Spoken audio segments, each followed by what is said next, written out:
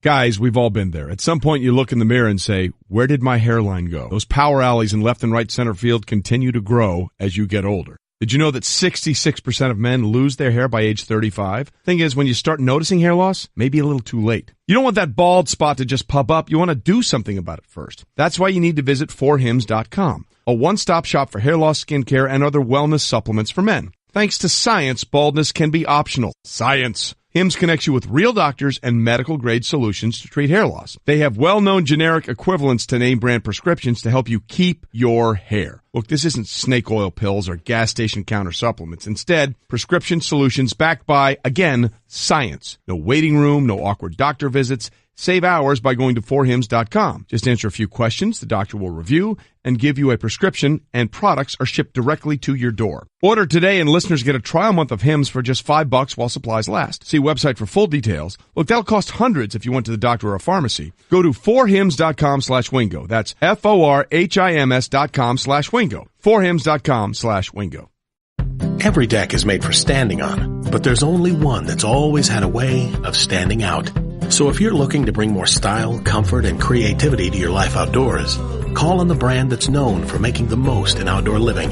From decking, railing, and lighting to furniture, fencing, and framing, at Trex, we're engineering what's next in outdoor living. To learn more about all of the outdoor solutions Trex has to offer, call 1-800-289-TREX or visit Trex.com. That's TREX.com. Well, good Wednesday morning, everybody. Welcome in to another edition of Golic and Wingo on ESPN Radio and ESPN2. We are presented by Progressive Insurance, and all phone guests will join us on the Shell Pennzoil Performance Line. Mike Golic Jr. here in for Daddy in the daddy chair.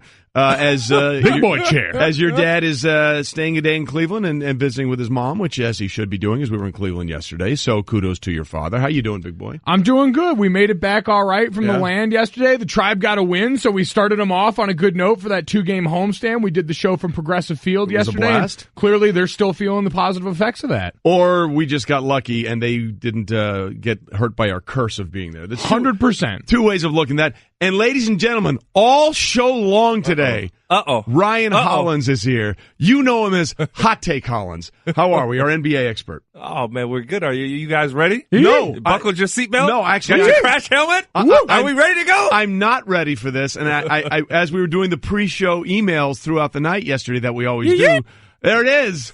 I wasn't sure. I wasn't sure if we were ready for 4 hours of Hot Take Hollins. So I'm a little concerned about how this is all going to play out. But I'm looking forward to it. That's how I started as a radio personality. There you go. Those are my beginnings. Radio. See, I thought you started as an NBA player. No, locker room. No. All right. The locker room weekends on ESPN Radio. Me and Ryan got our start out there. We were telling pregame hype stories in the tunnel, coming out before the games, sitting there frothing at the mouth on one end. Stop it was getting great. excited, brother. See, Ryan Hollins, you ever see those Fast and the Furious movies when they have that one button in the car with the NOS tanks hooked up to it, and they hit that, and all of a sudden you go into overdrive, and Vin Diesel's head snap back against the chair?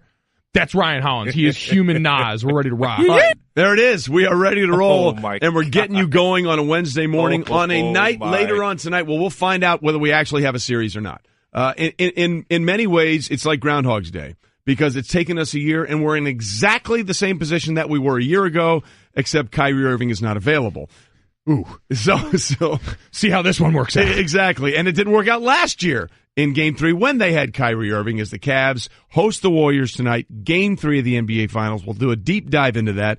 We'll also have a couple of guests coming up a little bit later on the show. Adam Schefter will join us at about 7:30 Eastern to talk about what's going on in the NFL and the very latest fallout from the celebration that wasn't by the Philadelphia Eagles at the White House, and what the fallout will be going forward for both the NFL, the Eagles, and future teams that may or may not get an invite or get de-invited to the White House, depending on how things play out.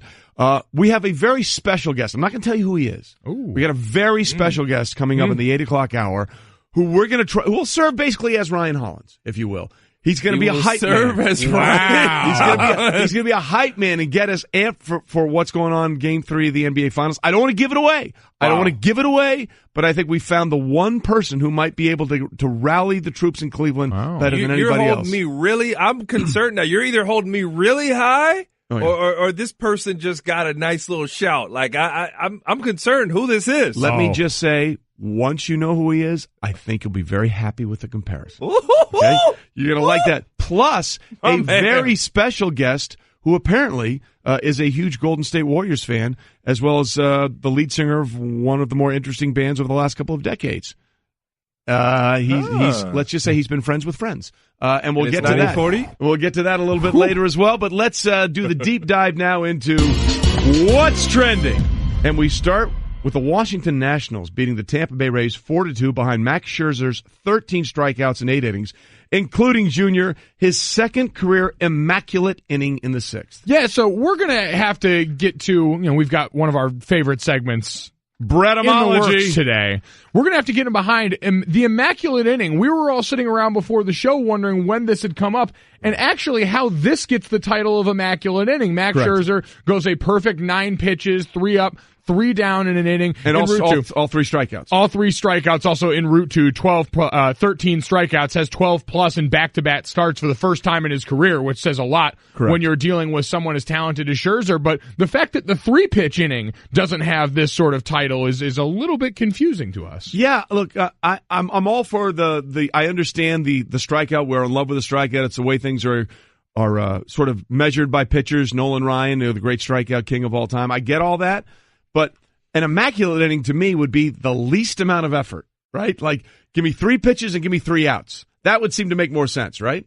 I don't know, man. If you get it done, you get it done. Right. But I mean, is there a way? You're saying the way it gets done? Well, yeah, that's what makes it immaculate. The word immaculate means it's the absolute best. It couldn't be any better. It is the purest way to get things done. To me, give me 3 pitches instead of 9. I think our expectations are too high. Yeah. Oh, you're absolutely right. For Max Scherzer, they should be. Yeah. Max Scherzer is getting, in terms of pitching, like what we expect out of him is sort of what we expect out of LeBron. Unless you do this, yeah, he was okay tonight. Yeah, I mean, that's sort of the way it goes, right? Casually leads Major League Baseball with 10 wins, but he's only second in the NL and the RA, so who really cares? 1.95, by the way. 1.95, trailing only Jacob deGrom of the Mets in what continues to be a bright spot for the Mets and what is turning into, a very Mets season so far. Staying in baseball, Madison Bumgarner didn't show much rust in his return to the Giants rotation. The left-hander making his regular season debut allowed 2 runs on 8 hits in 6 innings, striking out 3 and walking 0 before leaving after 82 pitches with the Giants down 2-1 as the Arizona Diamondbacks at AT&T Park. Yep, so exactly what you were hoping to see, right? Coming back from this, a guy who we talked about, they had been able to tread water without, had been in that 500 record, only a game back in the division. And so to come out and see this, albeit in a loss, still gave you exactly what you needed. This was a long-term play right here that you needed to see begin today, and it began in the exact way you would have hoped for. Coming back from injury, it's always dicey territory, Ryan, as you well know. It's something that mentally the athlete's got to negotiate his way through, but once you get that first performance where you go back out and feel like yourself, it all becomes easier. No, you want to shake off that rust, and just knowing that you can be you again says a lot. Yeah, except the classic thing here is this is why pitching, I don't believe in quarterback wins as a stat. I don't believe in pitching wins that much as a stat because he pitched great and they lost 3-2. I mean, when he left and then the bullpen gave. That's not his fault then. That's his point. That's my point. I mean, Madison Bumgarner is going to do great things because he's Madison Bumgarner. The question now becomes, and this gets really interesting, with the Yankees' injury situation to Jordan Montgomery, who's now lost for the season for Tommy John surgery. They're on the lookout for more pitching, and the question then becomes going forward. Look, the Giants are there. They've been hovering around 500. They're 1 game under 500 now with Bumgarner coming back.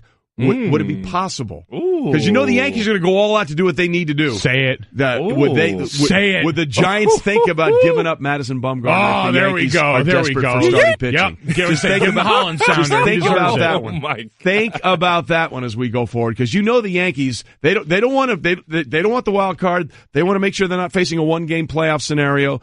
They want to make sure they have a decent amount of starting pitching down the stretch, and I'm sure Cole Hamels will be on their resume as well.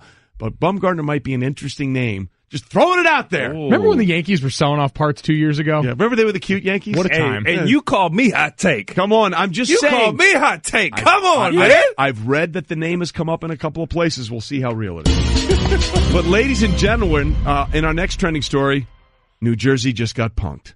by Delaware. Remember, everyone when the gambling, the sports book was allowed May 14th, they put down that rule and you can have sports gambling on betting on sports if you want to. And I was like, well, New Jersey will be up and running for the finals. Maybe, but you know what?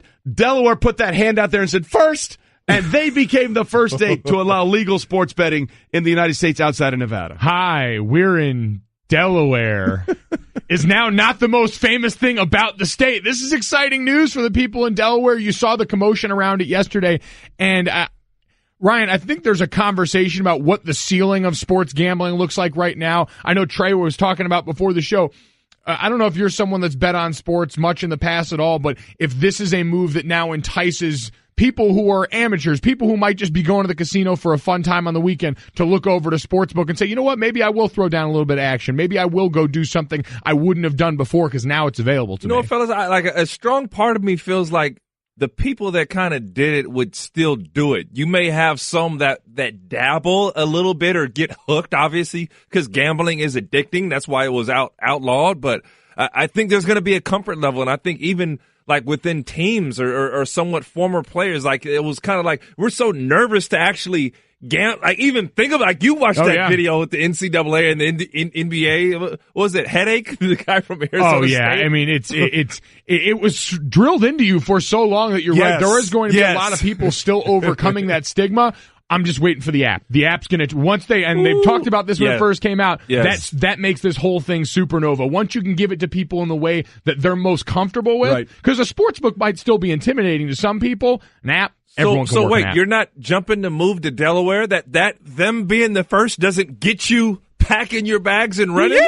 Gets me there quicker than New Jersey. That's my thing here. I mean, I'm not a huge gambler at all, really. I know you and your dad like to go to the casinos. Like, I may put down 3 more bets in a year, maybe. But I mean, what's your game? What's your game? What's your bet? You're betting on teams. You got a game. What's your deal? I would probably bet on like a big, like the World Series or the NBA Finals or something like that. But it's never been a big part. Like, I know people that bet on preseason games. I'm like, dude, seriously? Sounds like you haven't won. Well, it's not a thing for me. I like just the action of the game. I don't need the extra juice. You know what I mean? That's until you get the extra juice, and then you realize how much. So it sounds like you haven't won still. That's the last time I was in Vegas and made a sports bet, I did win.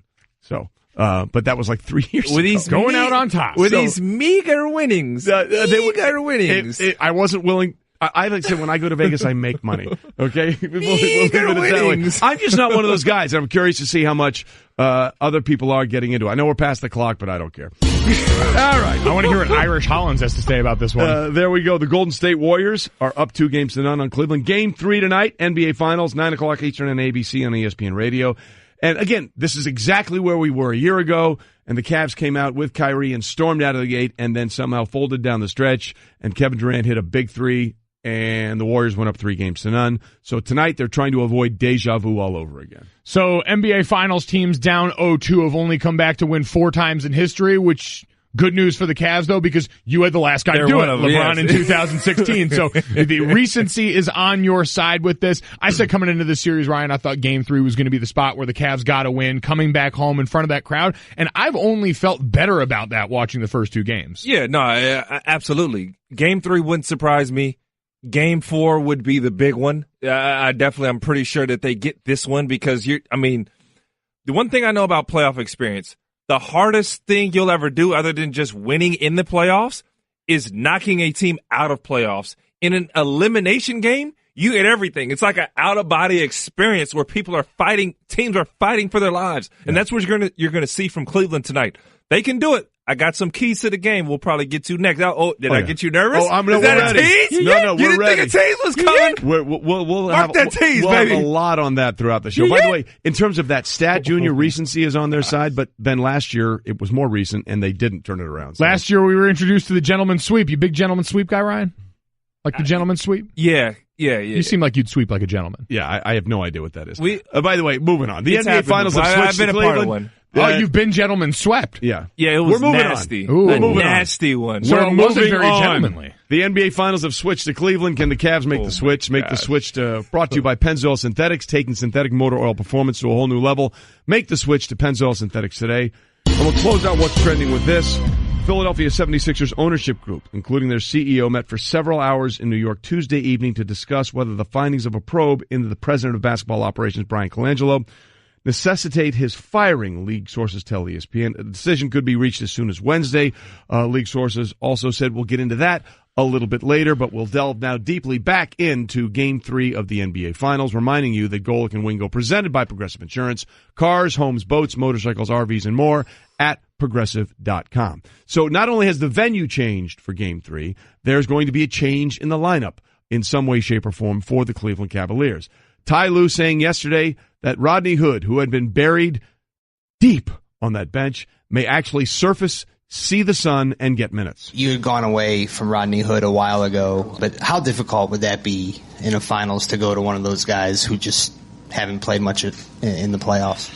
I don't think it'd be too difficult. We're going to give Rodney a chance. He'll get a shot and see how he does. So he's been working, staying ready, and so we'll see. We'll see is the operative word, because we don't know what to expect from Rodney Hood ever since he didn't want to go into that game in garbage time in the previous playoff series. Was it against Toronto? I think it was against Toronto. Yep. So, Ryan, I want to get to you first here, because I've listened to you on earlier shows, and I believe your stance on Rodney Hood with the Cavs was he's not a fit. But they're getting nothing from other players. So is there any downside to saying let's get Rodney Hood out there and see if he can be what he was at some level in Utah? I can't stand. Hold on. Compose yourself. Let me compose myself. Let me give you, because I want to really break this down. Like, I don't want to just give you something to halfway give you something. When we played against Rodney Hood, he's an absolute monster. Like, the guy can ball, and I don't like people saying that Rodney Hood is a bad player. So when I say that he doesn't fit with the Cavaliers and in this series, and you talk about LeBron being hard to play with, there's no business for him to be saying that, like, it comes from a place. Rodney Hood is a very good system player. He's a guy, much like many guys in the NBA, and we're preached this from a young age and early ages. You kind of transfer into the league that, how do you fit? What do you do? Rodney's a guy who needs the ball in his hands to be successful. He likes to touch the ball. He likes to pass the ball. And right now for this Cavaliers team, because people are like, well, just take JR out. He hasn't done nothing. No, JR's done a lot. He's not a liability on defense. He's not bad switching out. He can and will knock down open shots. He's more comfortable doing that. Rodney Hood's not comfortable standing here all game long like this, waiting, getting the ball and knocking down a three. That's something that J.R. Smith has been accustomed to, even though he hasn't shot the ball well. He's missed some shots that he can normally make. That's not comfortable for Rodney. Rodney's a guy who'll throw, come off a dribble handoff, run into a pick and roll, get in the lane, dish, make a couple plays. That's not the Cavaliers' offense. Rodney Hood, you're not going to get the best out of Rodney Hood as a standstill shooter. That's why I say he doesn't fit. And then he's an experienced fouler. You know what I'm saying when I say an experienced fouler? Break it down. You watched, there was a play with Jordan Bell and LeBron. Yes. Right? And he's out of bounds. And did you see what LeBron did to Jordan Bell? Yeah, basically hooked him and, slams him on the floor. Correct. And what the referee trying to do? Foul on Jordan Bell. And then you had the conversation, Andre Iguodala on the sidelines trying to tell Jordan Bell, look, man, he's going to do that to you every time. So that's an experienced foul. Yeah. Rodney Hood will get experienced fouls trying to press up on Kevin Durant or something like that. So you can't necessarily say, hey, change your game, Rodney Hood, become a defender. A guy who's more realistic in this role, in more of a specified role, is Jordan Clarkson. And I say Jordan Clarkson, and I said his name before the series because he's the most equipped to guard who? Who's going off right now for the Warriors? Who's the head of this snake? Steph. Steph is king right now, right? Steph is king. You gotta figure that guy out. If you don't figure him out, it's gonna be a shorter series. We're talking sweep. Jordan Clarkson athletically is athletic enough to press into Steph and harass and just say, hey man, go be 6 fouls. You get what I'm saying? I mean, at that level of specialty, right? Oh, it's finding your role. You find whatever your niche is on the team, and you make sure that you exploit that. My thought with this always is, because we've heard a lot of this talked about with Kevin Love. There was an article, I think Zach Lowe put this up on .com, talking about some of the X's and O's and what a defensive liability Kevin Love is. But you need him on the court because of the offense he gives you, back-to-back 20-plus point games. You want me to go there now? Oh, not yet. But let me know what you think about this, because Ty Lue's been a focus of this series a lot too. And with coaching in any sport, one thing you're always asked to do is you don't put guys in positions where they're not going to succeed, right? You're supposed to, as a coach, understand the strengths of your players, what they can do and what they don't do well, more importantly. Yes. Because you never go into a game plan saying, all right, Kevin, we're going to need you to be a lockdown defender for this game, because you're asking him to do something that's outside of his ability. You wouldn't go into this game if you were Ty Lue. And I don't think that was asked of him. True. Yeah. And you wouldn't go into this game if you're Ty Lue asking Rodney Hood to be a spot-up shooter, to be a guy catching off there. In my mind, could he not have a role as a guy when LeBron is off the court, initiating offense? If LeBron and George Hill aren't out there, finding someone else. That's always been an issue for the Cavaliers when LeBron's not on the court, is who else can we have that's that party starter that's coming in and getting this offense going? It got just as basic as this. Rodney Hood, go score the basketball. Go manufacture something. Earlier in the playoffs, he could not do it. You watched him, the blunder he had on the film. He dribbled off his leg. Like, there's a couple plays. He threw it to Korver out of bounds. Like, dog, it's the NBA in the playoffs earlier, and now the NBA finals. You can't play. Like, straight up, like I was told this as a young player, like, you are not serviceable to play in the basketball game. If you can't grab a rebound, you can't pass and cut and just do the most basic of basics. Yeah. Well, there's a lot to get into, obviously, because I hear what you're saying about defending, and to your point about Kevin Love, that's all true. But at the end of the day, they need people that can score. They've got to find people besides LeBron James that can give them 11, 12 points, because the only way to beat the Warriors is you gotta score with them. You gotta try and be able to score. You're not going to lock them down. That's not going to happen. Well, that's the only way this Cavaliers team can beat the Warriors, right? Is by scoring. Are you telling me that Rodney Hood can give you 12 points? I don't know. But Ty Lue's like nobody else. It's not realistic right now. Nothing is it's not realistic. There's a lot to get into about what isn't and isn't realistic with the Cavs, and we will do that. Plus, the NFL got played, and are we all pawns in a bigger game? Hey everyone, Mike Golic here. Support for the Golic Wingo podcast comes from our friends at Rocket Mortgage by Quicken Loans. Chances are you're confident when it comes to your work, your hobbies, your life. Rocket Mortgage gives you that same level of confidence when it comes to buying a home or refinancing your existing home loan. Rocket Mortgage is simple, allowing you to fully understand all the details and be confident you're getting the right mortgage for you. To get started, go to rocketmortgage.com/Mikes. Equal housing lender, licensed in all 50 states, NMLS, consumeraccess.org number 3030. I just saved hundreds of dollars by switching to Geico. I feel like a whole new person. Disclaimer, you will not become a whole new person. This is impossible. You might be able to join a gym or diet program, buy a new wardrobe, get hair implants, but your DNA and physical form will remain the same. Geico waives any and all liability if you attempt to become a new person, except a cyborg. If you choose to become a half-human, half-cybernetic organism with lasers for eyes, the Geico legal team would be cool with that, because, quote, laser eyes are pretty sweet. Pew, pew, pew, end quote. Geico. 15 minutes could save you 15% or more. Hey. All right, Golic and Wingo with you on ESPN Radio and ESPN2, presented by Progressive Insurance. All phone guests join us on the Shell Pennzoil Performance Line. By the way, as you were doing, our Cookmaster Cliff can get it done. There's no question about that. Cliff. But as you were doing the DXL read, I noticed you threw in the line or a center because you played center, and then Ryan Hollins was like, okay now, but I'm wondering, did you understand he was talking about him as a center? Oh, no, I was talking about him as a center. Or you as a center in basketball? He was definitely talking about me. Oh, yeah, I was talking about him. I thought you were talking about yourself. I mean, honestly, it works both ways right there, which is that deep cut kind of stuff. You're a center, Golic? Oh, yeah. So you're probably about 100 pounds bigger because you're pretty ripped right now. Yeah, no, it was that was many, many pounds ago at this point, so it's a lot nicer now. How many pounds have you lost? I'm down 50 pounds right now from my last training camp right now. It's a lot nicer. God. Fewer chins, stairs are easier. Life is great. Hey, my son's down about 80, so I get it. Yeah, I get it. All good. Gosh. All good. All right, we're moving on. I don't know why I brought that up. I just was confused if you guys were talking about which center you were talking about with the clothing, but we'll move on. It's time for Straight Talk, brought to you by Straight Talk Wireless. Best phones, best networks, no contracts. Obviously, a lot of discussion over the last couple of days about the Eagles either not going or getting – basically their invitation was rescinded by the president to celebrate their championship on the White House lawn.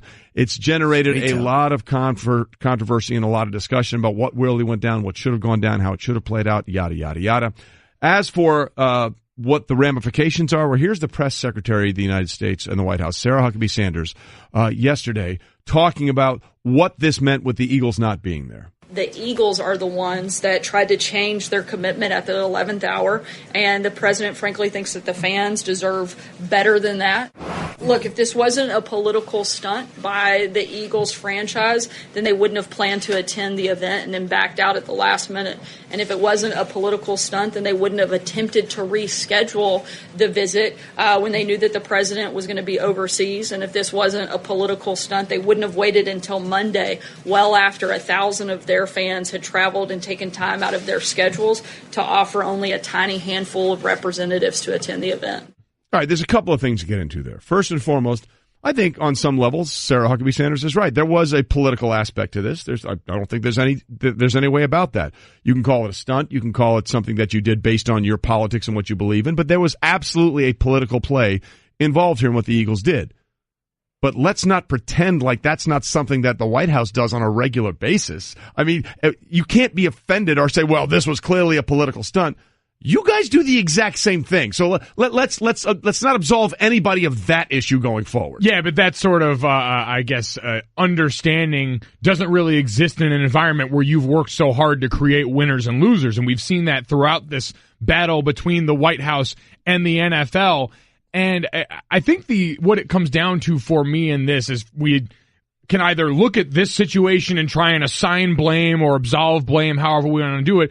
It's when did the Eagles communicate what they knew? Because I do remember a while back this conversation about Eagles players saying they're going to go to D.C., they're not going to go to the White House, they're going to go and do some of these community service-based events around the city that have been rescheduled now because they opted to have an OTA once the invite was rescinded. So what did the Eagles as an organization communicate and when, to me, says a lot about this situation. If you're to believe the White House, it wasn't until the last minute, and they believe that it put them in a bind, but that doesn't appear to be what we heard, because again, I want to be able to find this so I can concretely say it, but I thought this was something that we had heard rumblings of for quite some time with this Eagles team, that we had seen play out in the past, and now in this situation, because this White House has gone against the NFL every step of the way here, they just found another instance to make sure they came out of this not looking great. Exactly, and the other thing I want to get into where she says thousands of fans, I don't believe that to be true. I mean, I just don't. I don't think thousands of fans were invited to.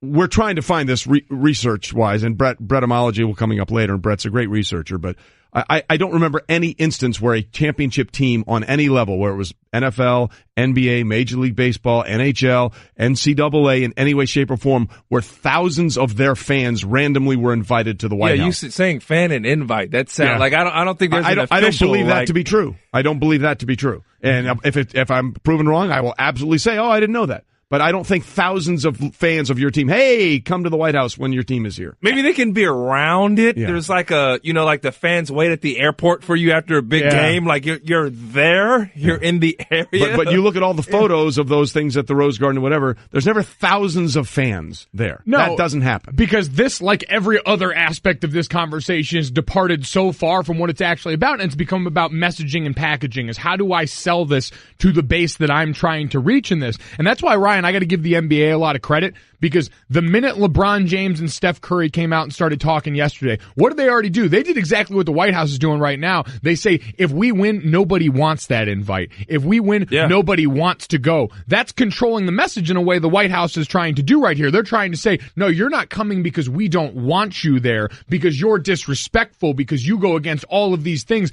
that we are purporting to be so American, all of these things that we're saying you did, a lot of which aren't true, a lot of which aren't actually things that this Eagles team did. And I want to take this maybe even a step further and see how you feel about this. But as far as the NBA versus the NFL, when we're having issues, we aren't split. Our leaders are stepping up and saying, this is a choice we will or we won't make. And I guess I don't know, Golic, is this because there are more guys on an NFL roster that you see these splits? But we make a choice and we essentially stick to it. I think it speaks to a larger issue, which is, I think as NBA players, you actually feel like, as Ryan Hollins is here with us all day long, that you feel like the league is an actual partner of yours. Like as a former player, did you not feel like as a NBA player, hey, we may not always agree, but we're all working towards a common goal with the NBA ownership and NBA players, right? So last week, because that's not the case in the end. That is not the case. A lot of players, whether they feel like they should be or shouldn't be, that feeling is not the same in the NFL. They don't feel like they're actual partners with the NFL. Last week, I sat down with Adam Silver for about an hour, and we just shot the breeze, talked events, talked a bunch of stuff. I haven't played in the NBA in 2 years. Yeah. I'm nobody. I'm nobody on the list of players. You are hot take. I mean, to you guys. You guys make me feel like $1 million. But Adam Silver sat down with me for an hour, and we talked. We talked issues, and it just states a larger purpose there that the communication, the lines, the transparency from the NBA. I don't know if Goodell's office is open to every NFL player, but I can tell you myself, you can see the picture on Instagram. Me and Adam sat down and chopped it up and talked. And whenever there's an issue, there's always communication, like the my way or the highway. It's not just a way. And you know what? I get that NFL players, I doubt they all agree socially on it. Somebody's like, man, I want to go. This is my time. Somebody's like, they don't. And they're right. Listen, we want to make sure. I don't want to dig into that. Exactly. That's their choice. Whatever you want to do. Whatever you want to do. And I want to say, too, that in the NBA, there are differences of opinions. Everybody doesn't think the same way that Steph and LeBron thinks as on these certain issues, and they have a right to. But you know what? As players, we come to a consensus. As a league, we come to a consensus, and there's not a butting of heads like you see in the NFL or this confusion, so to speak, right? When it comes to leadership in the NFL, from the player side, you can say one thing. I think the difficulty will always be numbers. You're just dealing with a lot more volume as far as the voices that you're asked to represent. Yeah. When it comes to leadership, NFL leadership doesn't feel this need to sing Kumbaya because they don't have to, because the players are much more expendable. I don't think you have any. Have any what? Leadership in the NFL. Oh, you're talking. I'm just telling you about the ownership. They make decisions. Oh, no, I hear you. I know. I understand. I understand what you're saying. I'm saying the NBA has the luxury to work in partnership because they're star dependent. Because while they might want to, they also have to, because the stars run that league in a way that doesn't happen in the NFL. We made that though. Yeah, but we created that. Well, yes, you created that by being more important, by being strong brands, by being the guys that carry the league. There's a lot to get into here, and we will as we continue this conversation, because this all goes back to one thing. We might not let this go. Yeah, well, there's no chance. This goes back to one thing, and it came out of the most recent decision by the NFL and the way it was presented that leads to the problem that we're having on this discussion, and we'll get to that. Golic and Wingo, presented by Progressive Insurance. All phone guests join us on the Shell Pennzoil Performance Line. Back to the more important topics of the day, which is what happened or what didn't happen with the Eagles celebration. Will Kane, who, by the way, if you see the Will Kane show, you and him had a huge beef yesterday, but you guys are boys, right? You guys are tight, yeah? I don't want to give him any satisfaction. Okay, he wants satisfaction. Okay. Everyone wants satisfaction. No, you don't. But Will is different when you give him satisfaction. It's just different. Stay on point. All right, I'm sorry. Will Kane from the Will Kane Show yesterday, 3 to 6 Eastern, summed up the Eagles' White House controversy thusly. I am so exhausted, as I'm sure you are, of talking about this issue. I'm so exhausted of talking about the anthem, talking about the White House, talking about the intermarriage of Donald Trump, the President of the United States, and the NFL. It's obviously clear at this point. We are so far removed. We are leagues. We are football fields away from any kind of original discussion that you have to understand. You have to know, no matter what side you're on, you are now, and I include myself in this, a pawn in a greater game. He's absolutely right there. Because there is a larger issue that has been in play since September, when President Trump went to that special election or October in Alabama and called players SOBs, and they should be fired from the field if they took a knee. So that was a political stunt. The whole thing has become a political stunt. It has nothing to do with the issues at stake. But again, I go back to the why this is the NFL's problem, because you brought it up in an earlier segment, Ryan, talking about the relationship you have with the commissioner's office and the players feeling like they're partners. In the NBA. Yeah, in the NBA. The NFL's new anthem policy came about at an owners meeting. There were no players present, and they said it was a compromise. They never even talked to the NFLPA in any formal way. So the only compromise there was with themselves. Okay? So what the NFL has done now with their anthem policy, they've become a human piñata for President Trump to swing at and hit at any time.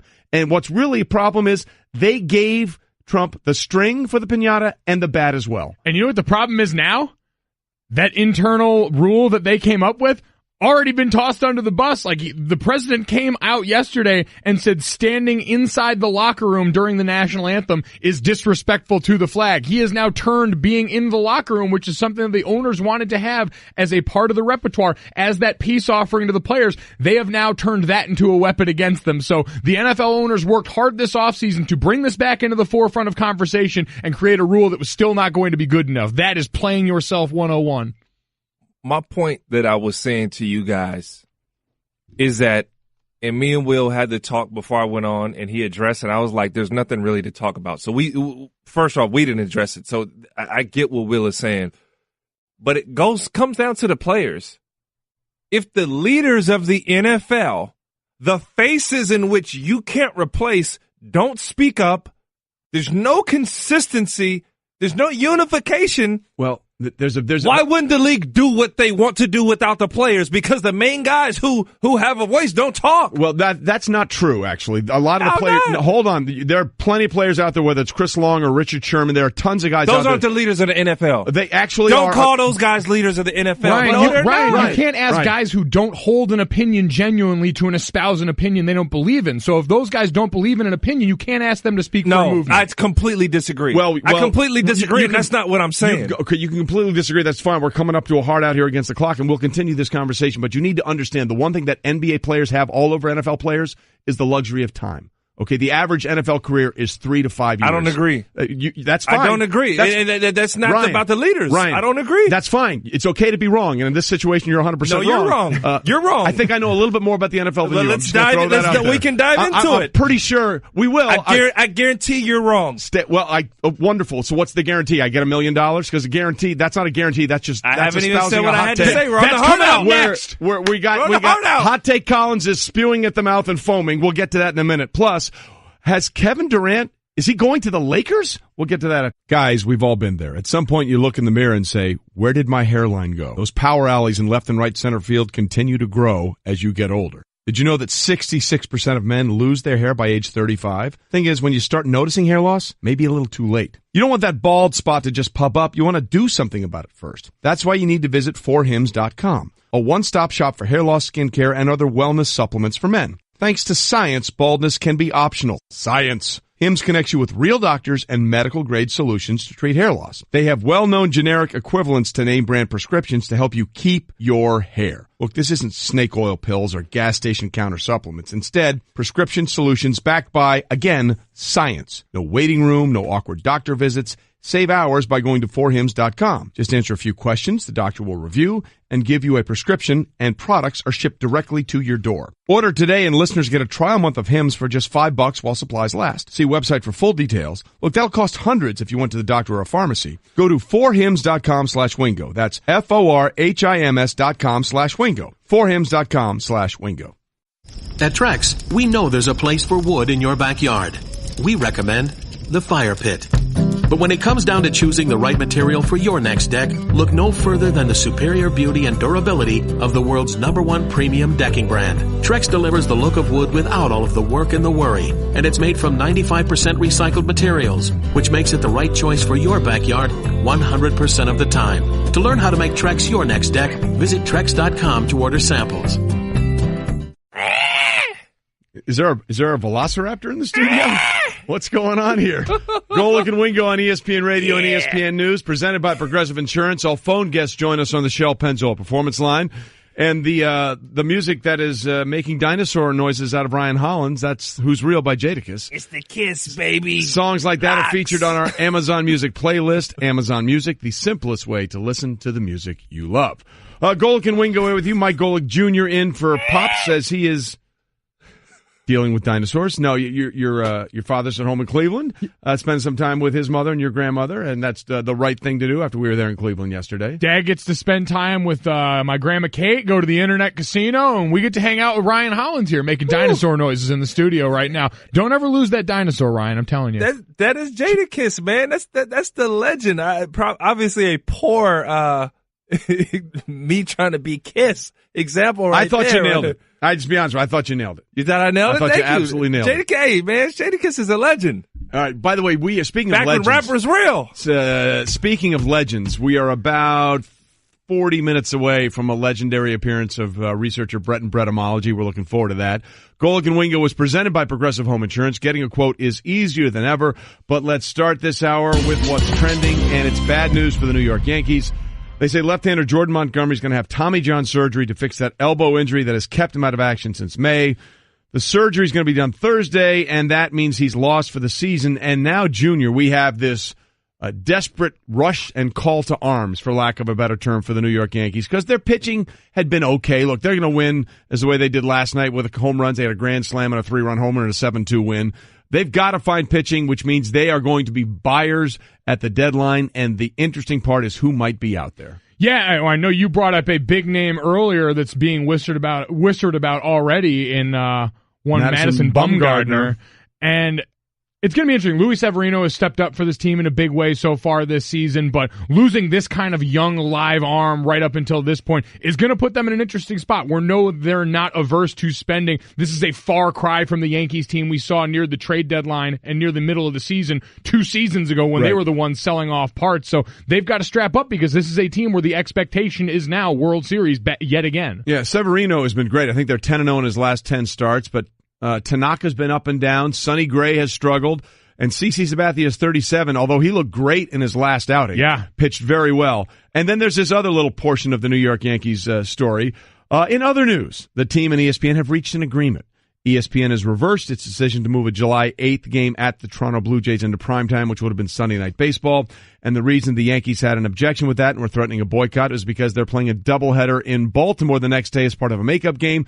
So they would have gone from a late-night game in Toronto, literally change countries, go to Baltimore, and then have to start a day-night doubleheader at 1 o'clock.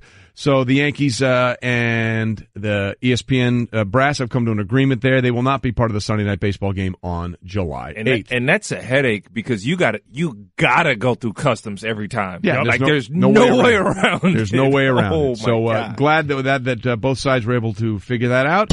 Meanwhile, Delaware punks New Jersey. The whole case about legalized sports gambling was based on New Jersey saying, hey, this law should be struck down. The Supreme Court agreed with it. And they were the ones saying, hey, we're going to get in there. We're going to have books open by the NBA Finals, and they still might. But Delaware snuck their hand across the finish line and went first as books opened yesterday. And the first bet was actually made by the governor, John Carney. He made a $10 bet on the Phillies to beat the Cubs. They won 6-1.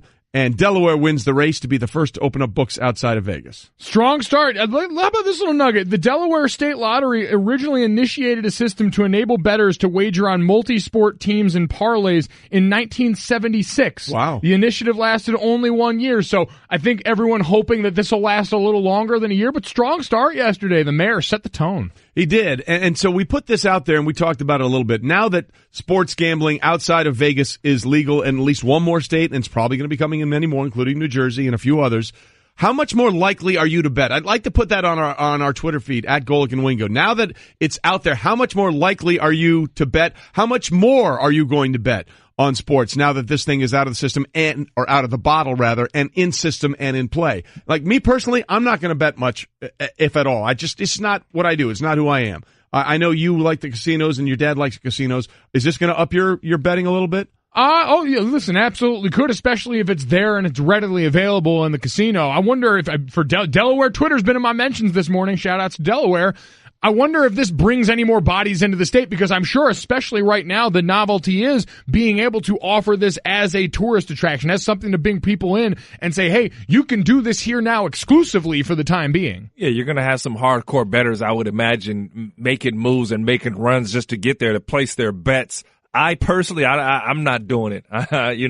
We're so trained and I'm so against it. I'm not losing a dollar I can't control. Ain't happening for me. Yeah. Not happening for you in any way. You're not a bettor at all.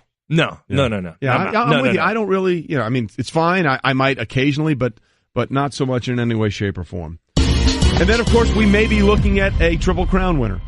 This Saturday, the Belmont Stakes coming up in New York, and we have Justify, who has won the Kentucky Derby and the Preakness, both in slop, by the way. So I'm curious.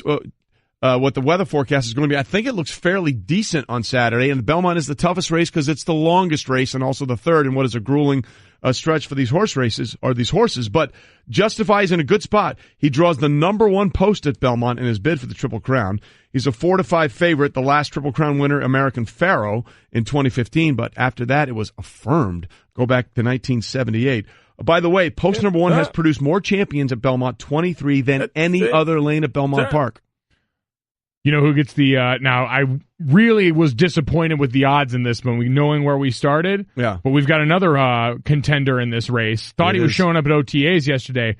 Gronkowski. Yep. Oh my God. Drawing the number 6 post. 12-1 odds in the race right now. We know his owner Rob finally showed up at Patriots minicamp the other day, but for the horse, big race coming up this weekend. Got to imagine Gronk's going to be front and center in that too. That beauty. He will. Here's the other thing too that's interesting about all of this is that much like the player he's named after, the horse Gronk, was a little lame this offseason, had to pull out of the Kentucky Derby, so he couldn't go there. He got healthy, and now he's ready to roll. Rob Gronkowski, a little healthy, not little unhealthy, a little lame. Now he's healthy and ready to go, so maybe they'll converge together at the Belmont Stakes. Trey, you know what we're on the precipice of right now coming up to Belmont? Hit me. It's almost horse sex season. Oh, we get through this one. Stud Finder. By the way, in the building. If Justify. Oh, yeah. You know, I mean, listen, that's how it goes down, right? Yeah. You get that Triple Crown, and all of a sudden, those stud fees through the roof, man.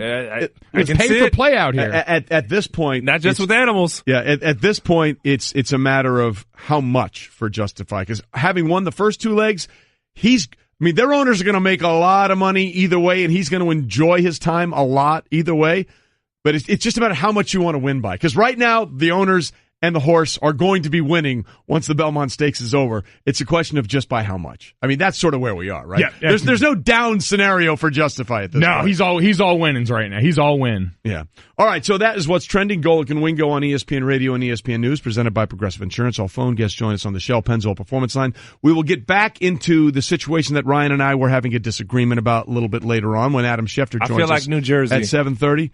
You feel like New Jersey in what way? You just said Delaware Punk, New Jersey. Okay. I feel like New Jersey the way you talked to me earlier. Well, yeah, it's all right. Is that a tag back? No, this is nice, man. I'm enjoying the sparks flying in here. I wanted to put up a poll question, but there's too much heat in here now.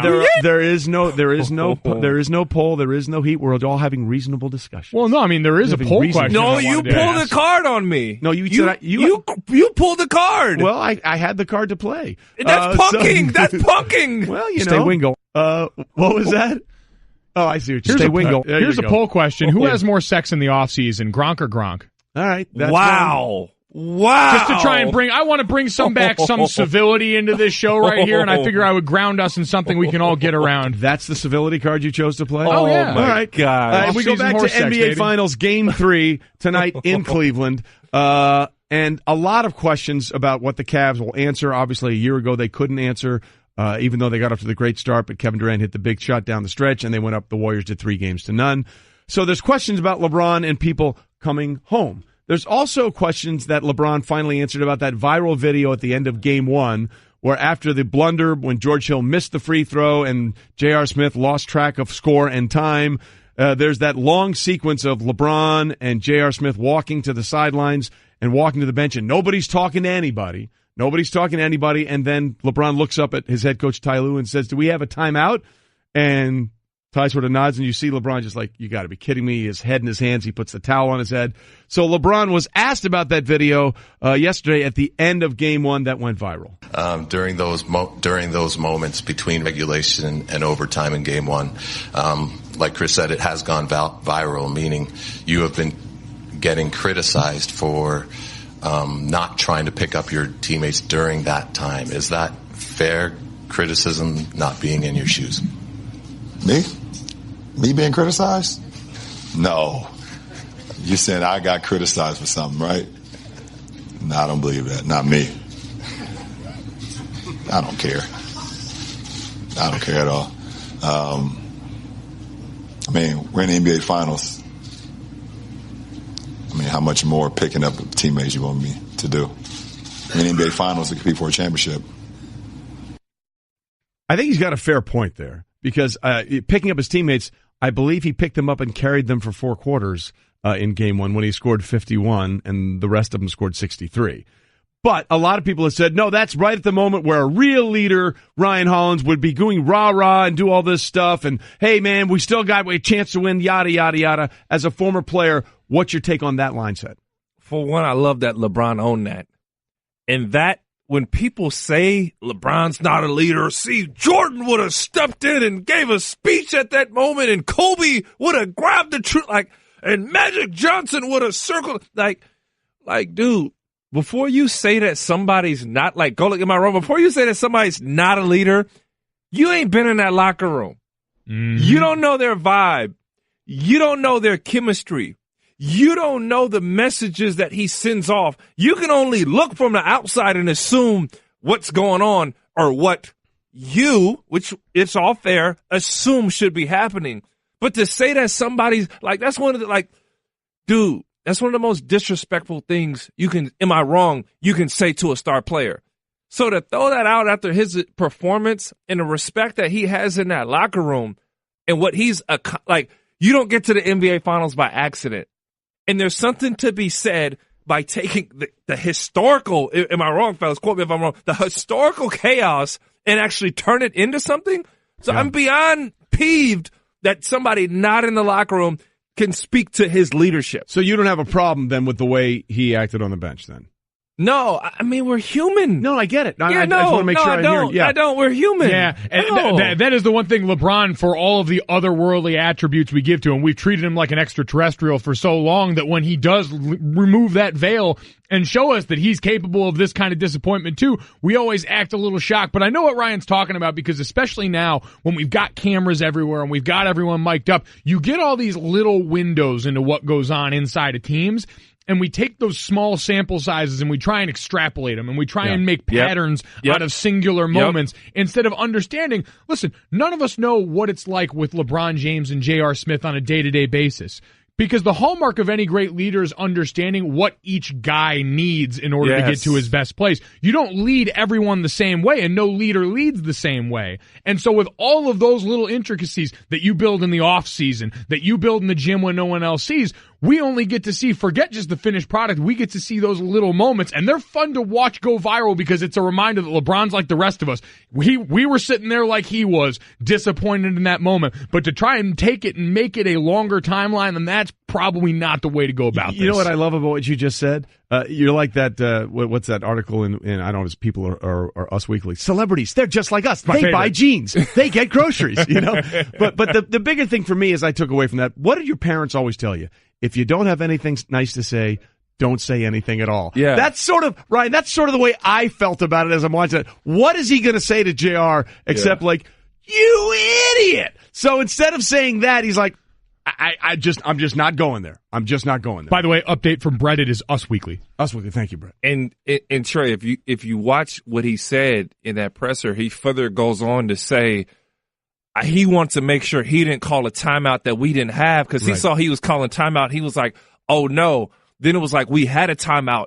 So when I heard that situation, the blame cast, because I've been there, to assistant coach, to fifth man, last 15th man on the bench, to everybody who should have been keeping track of timeouts to know that, if we get the ball, we're calling a timeout. And it just goes to show how much of an anomaly it was that he actually got the rebound, that JR got. There was nobody in that building expecting not just the miss, but the ball to come back, which normally happens off of a good miss, to JR to get. And he was just saying, I was calling timeout. I'm glad I didn't go Chris Webber and blow the game. Right. Yeah, he was fact-checking there, and that's a great point about the role that bench players play in this, because when you're a guy on the sideline, when you are one of those extra men who's over there, your job is always coming over after the series, get with the guys who are on the field, get with the guys who are on the court, and talk about what you all saw, because you have a different vantage point than they do. You're focused on different things from the sideline, and so you've all got to work together and take stock of those moments, so you give the guys that are going to be out there the most complete picture possible.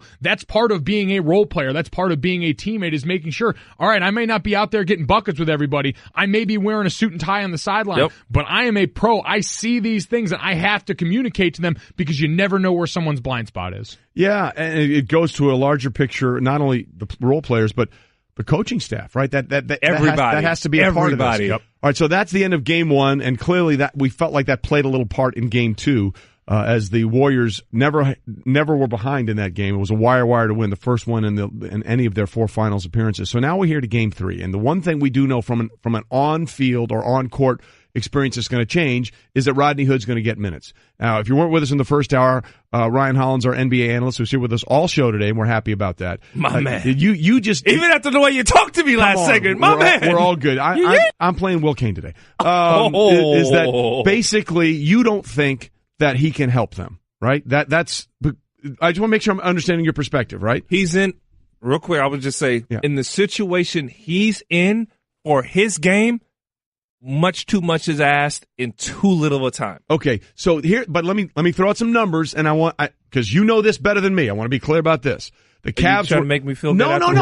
I just want to make what sure. You're doing right now. Give me a hug at the break. Give me a hug. Is he sensitive all of a sudden? What's going on? We're going to make up and sing Kumbaya during the break. Ryan's going to get his hug. The Cavs were 11-2 in the regular season when Hood scored in double figures. And Rodney Hood from 3 this season, 12 of 26 off LeBron James passes, which has been an issue in the finals. If LeBron hits you for a catch-and-shoot 3, you better nail it. 46%, best on the Cavs. 16 of 65 on other 3. So in the catch-and-release, which has been a problem. We had Brian Windhorst on the show with us yesterday in Cleveland. He said the Cavs need to make more threes. It's kind of that simple. You're saying you don't think he can do that in this series? No. And it comes in. He will be that type of player moving forward. I think there's a role he can grow into. Maybe, for sure, this isn't the system for him. Maybe he can adapt and change. That's part of being a professional ball player. But at this stage, you're asking too much of him. And the window's like this.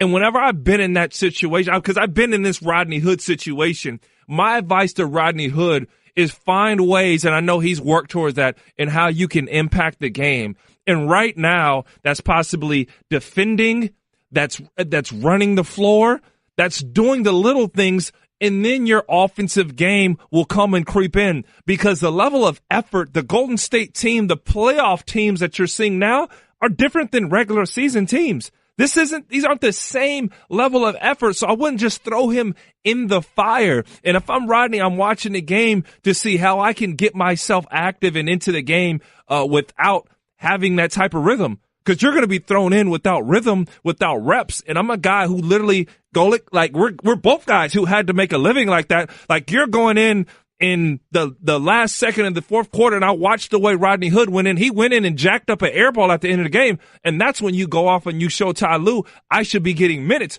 Trey, it's almost like the guy in the hallway who's talking sports with you, and he's got hot take after hot take, and you put the microphone in front of him, and he's like, deer in the headlights. And I'm not saying necessarily that's Hood, but it's a different deal when you're in the playoffs. Yeah. And you're actually asked to participate, asked to play, asked to give minutes, right? And you know what? Who's asked to do that often?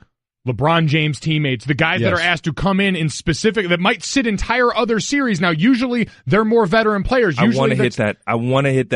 Pause. Yep. That point right there, that is a strong point. I got something for you on that. All right, we want to hear that real quickly in about 30 seconds. What is the best case scenario in your mind for Rodney Hood tonight as he gets more minutes? I think he gets inserted in. He makes his stand defensively, and he gives what's needed. He makes an open 3. Voila. Now you got some minutes, Rodney. You made an open 3 off of a LeBron pass, and you played good defense, good switching defense, and we see your size, length, and versatility. So in other words, you think it's critical for him to see that first one go down? He don't have the luxury of not. Okay. And he can't get burnt on, like you can't get burnt one time on defense or else you got to sit. We can't afford to lose because the guy who joined the team halfway through the season tricked off in the finals. Hey everyone, Mike Golic here. Support for the Golic Wingo podcast comes from our friends at Rocket Mortgage by Quicken Loans. Chances are you're confident when it comes to your work, your hobbies, your life. Rocket Mortgage gives you that same level of confidence when it comes to buying a home or refinancing your existing home loan. Rocket Mortgage is simple, allowing you to fully understand all the details and be confident you're getting the right mortgage for you. To get started, go to rocketmortgage.com/Mikes. Equal housing lender, licensed in all 50 states, NMLS, consumeraccess.org number 3030. I'm a one-trick pony. Literally. I show up at kids' parties and act cute. That's pretty much it. So excuse me for being bitter. When Geico says not only could we save you money on car insurance, but we do more. Like give you 24/7 access online, over the phone, or even via our award-winning mobile app. Well, ooh la la. Aren't they multi-talented? Hey, I said organic carrots. Geico. Expect great savings and a whole lot more. All right, Golic and Wingo with you this morning on ESPN Radio and ESPN News. Obviously, a lot to get into with what happened and what didn't happen with the Eagles' celebration at the White House yesterday. And ESPN NFL insider Adam Schefter joins us now on the Shell Pennzoil Performance line, taking synthetic motor oil performance to a whole new level. Make the switch to Pennzoil Synthetics today.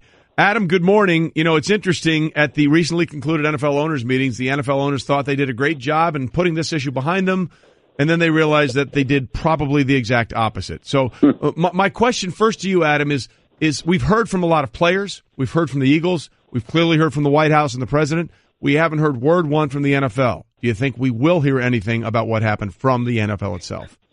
No, I think the NFL is staying out of this. And it's funny, I go back to the meetings that the owners had last October when the league was in a crisis regarding this situation and trying to figure out how to best solve a situation that has impacted its business far more than any other issue that the league has had to tackle in any recent year. And the league has been through any number of crises, as we've seen. We've seen the domestic violence issues that the league has had to tackle. We've seen some of the off-season stories that have involved dogs or DUIs or you name the issue, okay? There's nothing that has impacted the bottom line for the NFL quite like this one. And I go back to what, ironically enough, Eagles owner Jeffrey Lurie himself told the owners during those meetings, and I'm paraphrasing, but I'm not far off. He used the word bait many times. Don't take the bait. Don't take the president's bait. And somehow the league has allowed itself to almost be completely influenced by the president of the United States, and he has allowed them to dictate, they've allowed him to dictate to them a whole new policy that in the minds of many people they didn't need to enact when the issue had quieted and died down. And in this particular case here, in regards to the visit to the White House, I could tell you that there were a large group of Eagles who were planning not to go. And in my mind, my reading to it was the Eagles were trying to save face. They decided to send a delegation, a representative of Eagles to the White House to meet with the president because the truth was that so many didn't want to go to meet with him. And in the end, the president announces he's canceling the trip and makes them look bad when I think they were trying to appease him and try to salvage what was a difficult situation for all sides involved. Well, Adam, that's a great point because you're right. I don't know there's any way to appease him because remember, after the Patriots won their last Super Bowl, Robert Kraft, the owner, actually gave President Trump a Super Bowl ring. He gave him a Super Bowl ring, and it goes again. It still goes back to the idea that the president is going to whack away at the NFL every chance he gets because he thinks it's a win for his political base. No matter what the NFL does, he's going to take those cuts. It's a win for his political base, and it's also a shot against an organization, a league that he has fought going back to his days owning the USFL and taking to court and then trying to buy the Buffalo Bills and not getting them. I mean, it's a complex, layered issue. You know, I don't know exactly what drives him, what fuels him, but clearly he's in the mind to do no favors for the NFL, and he's going to go after it whenever he can. And yes, it does build his political base, and it has been proven to be effective. So he's going to continue to do that, and it is at the league's expense. The league has suffered, and the league has tried to placate the president in a very unsuccessful way. Talking to Adam Schefter, ESPN NFL insider on the Shell Pennzoil Performance line. Schefter, we've heard responses now from the players, Malcolm Jenkins, Chris Long, a number of guys coming out and saying we're going to continue to work in our communities in these ways. But for the owners that have tried to placate the president and tried to do so with the rule that they voted on not too long ago, saying that players who wanted to protest could stay in the locker room, after the president's statement the other day that he still deems staying in the locker room for the anthem as disrespectful, do we expect any sort of response or adjustment to this rule yet again from owners now? No, the league has stayed quiet. Nobody has suggested anything like, oh, boy, we're going to review this or change this or tweak this. I haven't heard any of that. That's not to say it can't happen, but I think the NFL, basically when this new policy came about, I just think it opened up a whole can of worms that, the issue was slowly fading away. And exactly. Now it's back into the forefront, unfortunately, for everybody. Yeah, I think you're right, Adam. I mean, look, what you said about the NFL denying him ownership with the Bills and obviously going back to his USFL days, I don't think that can be overstated. I mean, I think the president is like an elven. He has a long memory. And it's funny. They wouldn't let him in the club to own a team, and now it's like he owns the entire league. I mean, basically, and with this policy, Adam, the NFL has basically given them the string and the bat for him to swing away at the NFL as a piñata anytime they want. And he's continuing to do that. He'll continue to do that, and obviously it's an issue that the league is going to have to tackle going forward. All right, Adam, obviously, we'll see how this plays out going forward, especially with the season opener when the Philadelphia Eagles will be defending or celebrating the last ring of their Super Bowl championship on opening night and how they'll respond to that with this new policy going forward. Adam, always good to hear from you, man. Hopefully next time we'll talk more about the actual football of football, and we'll get into that as well. Adam Schefter, always a pleasure, my friend. Thanks, guys. Have a great day. You too. Appreciate it. Coming up, 30 for 30 podcasts have returned. Subscribe to 30 for 30 podcasts right now in the Listen tab of the ESPN app or Apple Podcasts. Brought to you by Delta, where it's our goal to connect your life in the air to your life on the ground. All right. Coming up, they say you shouldn't put all your eggs in one basket. But that's exactly what we've done with our researcher, Brett, who explains phrases like, don't put all your eggs in one basket. Bretymology is next. It's the game show segment that's captivating a nation. The origin is Latin. It has been sort of corrupted over time. Like this show. Making everyone that hears it smarter. In the 1800s, English authors were likely to partake in opium den activities. Now, with your host, researcher Brett. Take a guess where that came from. Brett's got your answer. It's Bretymology. Here are the categories. Words and their meanings. That's straightforward. Guys, it's time. Bretymology is brought to you by Discover Card. Become a new card member, and Discover Card will match all the cash back you've earned dollar for dollar at the end of your first year. Learn more at discover.com/match. Limitations apply. You were supposed to read the SportsCenter read right before that. But that's the SportsCenter is also Discover Card, so I don't know which one we're supposed to do in this one. I'll read it twice if you want. SportsCenter is brought to you by Discover Card. Become a new card member, and the Discover Card will match all the cash back you've earned dollar for dollar at the end of your first year. Learn more at discover.com/match. Limitations apply. /match is really hard to say. That's not easy. I agree with you. Really? By the way, don't forget Game 3 of the NBA Finals tonight, and we've got a pep talk for the Cavs on the way in about 20 minutes. You're going to want to stick around for that. But ladies and gentlemen, it is time for Bretymology.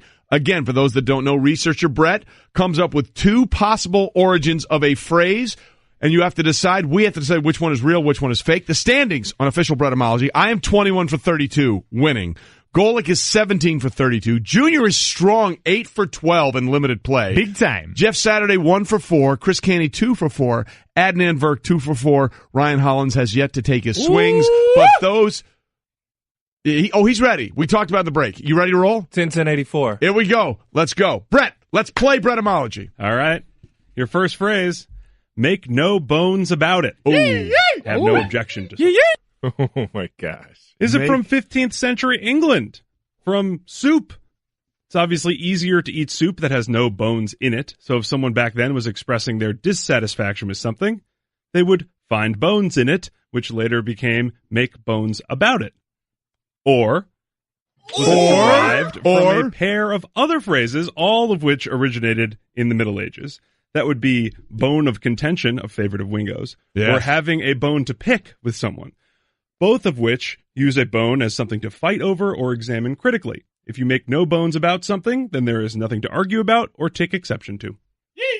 All right, Ryan, you get to pick. Is it one or two? You start us off. Definitely, it's one that comes from soup. It comes from soup? Yeah, that comes from soup. Yes, for sure. England and soup.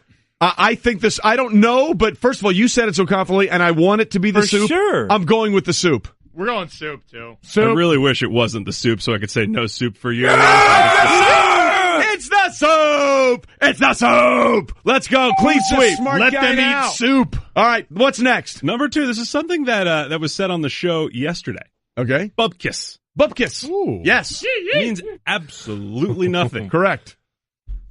Is it only half of the original word that it comes from? The Yiddish word kozebubkiss, which means goat poop. So it really was more like BS to start with, but has been shortened and tweaked as it has been translated through Slavic languages, and now it just means nothing. Or the bubka is the Turkish name for kidney bean, which is a huge part of their regional diet. The bean itself has always been cheap, but sailors from the Ottoman Empire would take bushels of bubkiss to faraway places and trade them to unsuspecting foreigners, only to be back on the water by the time those people realized that the supposedly exotic item they had just paid for had no value. All right, I'm going to lead this one off here because I feel pretty good about this one. I think it's the first one, and I also want it to be the first one because we did goat yoga yesterday. I'm going all in on one. Give me the bean thing only because I can't imagine goat poops comes up this organically 2 days in a row on this show. My heart is in the first one. Yeah. I'm going with my heart and not my head. I'm going with my heart. I'm going number 1 again. We're going 2 in here, even though Allie's saying 1 right next to me, because we think you just made that up because Aaron Goldhammer has to eat poop. Yeah. It's from the goat poop. Who's the smart guy now? Wow. There we go. Goat poop. All right. I guess 2 and still got a high five. There you go. You did get, you did? Yeah, I guess feel 2. Bad. Sorry, I thought you were. That really confused me. Yeah, no, it's fine. Celebrate like you win. Goat Everyone poop. thinks you're the man. Your third phrase. Hold a candle to, or can't hold a candle to. All right. Is to say somebody is inferior to someone else. Yes. Is it from the Middle Ages, when an apprentice for any job or trade was expected to do all of the dirty work, including holding a candle so their superiors could see what they were working on? If someone couldn't hold a candle, that was saying they couldn't even complete the simplest task assigned to them. Or is it from Henry VIII? For centuries, British royalty and other elites have been buried or commemorated in the crypts of Westminster Abbey. When Henry VIII was excommunicated by Pope Clement VII in 1533, holy crap, and then named himself supreme head of the Church of England, he made Westminster Abbey an official cathedral of the Church of England, thus removing it from Catholic purview. Henry said of the Pope, quote, "He could not hold a candle to my tomb." Ironically, he was not later buried at Westminster Abbey. Ooh. Okay, first of all, this is why we play this game. One of those is fake, and they are both unbelievably detailed.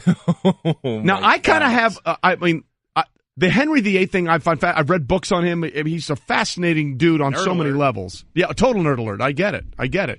Says Cinephile Guy. Love it. Love it. But I'm going the Henry VIII thing, and I realize I could be completely biased by my own interest in this. I'm going Henry VIII. I'm just upset they made that middle-aged joke at your expense, Trey. Yeah. That was foul, and that was uncalled for. Yeah, because you never do it. Yeah, no, never. I'm going to go with 2 on this one. Big foreign church guy. Love me some Westminster Abbey. It's a real beauty.